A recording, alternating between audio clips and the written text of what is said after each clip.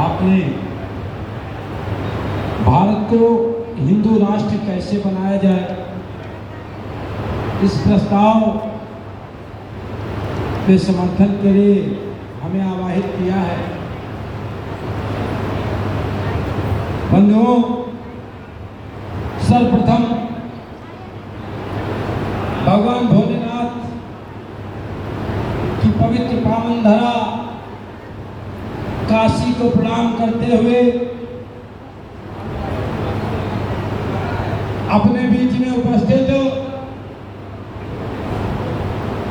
जिनको आधुनिक ऋषि कहा जाए तो अतिशयोक्ति नहीं होगी, ऐसे विश्व हिंदू महासंघ के यशस्वी प्रदेश अध्यक्ष आदरणीय श्री भिखारी प्रजापति जी, गौरक्षा प्रकोष्ठ के प्रदेश अध्यक्ष आदरणीय श्री प्रवीण दुबे जी, प्रदेश महामंत्री आदरणीय श्री मनोज प्रजापति जी सहित आप सभी अतिथि बंधुओं का, गणमान्य जनों का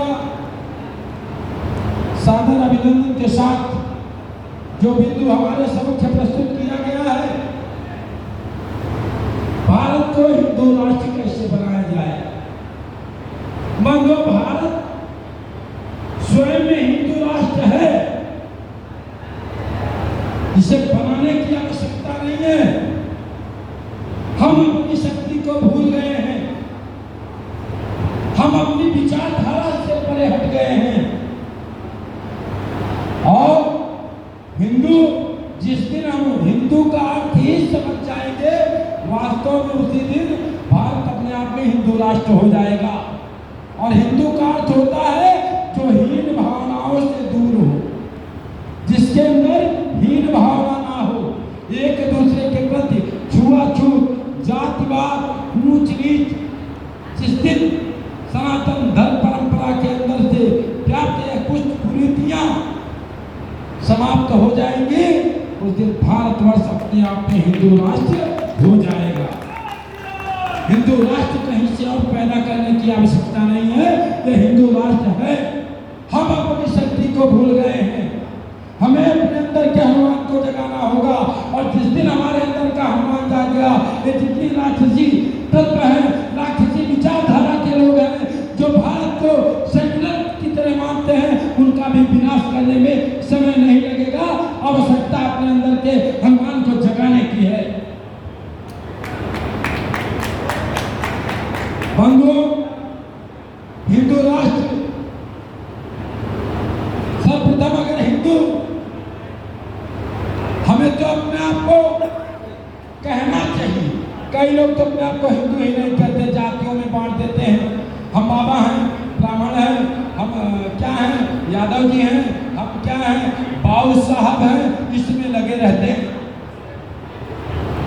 एक अगर आप लोगों की आज्ञा हो तो एक छोटा दृष्टांत आप लोगों को सुनाना चाहते हैं और समझिएगा कि जब हम एकजुट रहते हैं तो क्या होता है और जब हम विभाजित हो जाते हैं तो क्या होता है।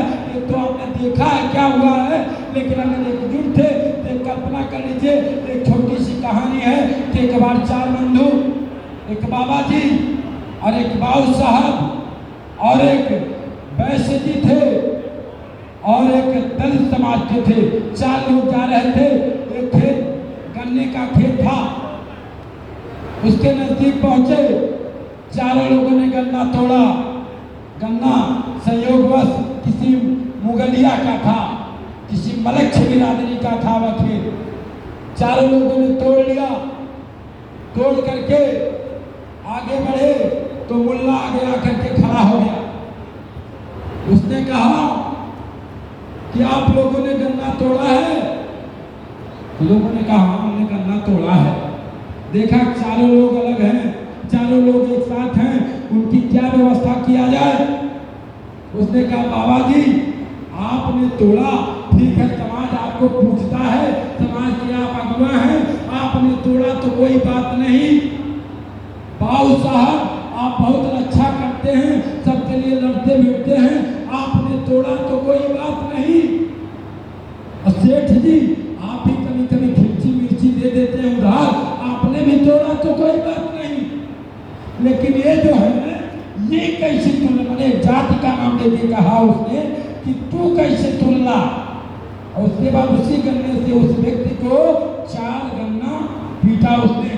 बाकी 3 लोग तमाशा देखते रहे। फिर शुरू किया, वो व्यक्ति गन्ने से मार खाया, साइड हो गया, फिर शुरू किया, बाबा जी आपने तोड़ा तो कोई बात नहीं, बाबू साहब आपने तोड़ा तो कोई बात नहीं।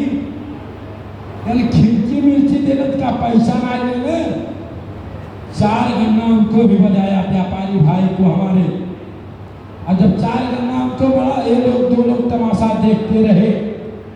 और 4 गन्ना का माल खा के व्यापारी भाई बंधु भी किनारे हुए। उसके बाद शुरू किया फिर, बाबा जी आपने तोड़ा तो कोई बात नहीं। ये बाबू साहब ने कैसे तोड़ा, बाबू साहब को भी उसने गन्ने से तोड़ा। अब बाबू साहब भी छटपटा करके किनारे हो गए। फिर बाबा जी को भी तोड़ा।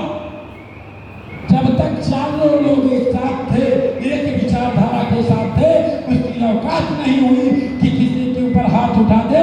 लेकिन जब ही उसने जातियों में बांटा और जातियों में बांट करके उसने हिंदू समाज की जातियों में बांट करके सबको तोड़ने का काम किया, सबको मारने का काम किया। कहने का तात्पर्य है कि अगर हम एकजुट रहेंगे, अगर हमारे अंदर आपसी सद्भाव रहेगा, आपसी भाईचारगी रहेगी, तो किसी के माई ने वह दूध नहीं पिलाया है जो सनातन हिंदू धर्म परंपरा पे अंगुली उठा सके। लेकिन अगर हम आपस में विकसित रहेंगे तो हिंदू राष्ट्र बन पाएगा, सिर्फ कोरी कल्पना रह जाएगी। इस कोरी कल्पना को साकार करने के लिए हम सबको एकजुट होना होगा। आपसी भय, आपसी जातिवाद को छुआ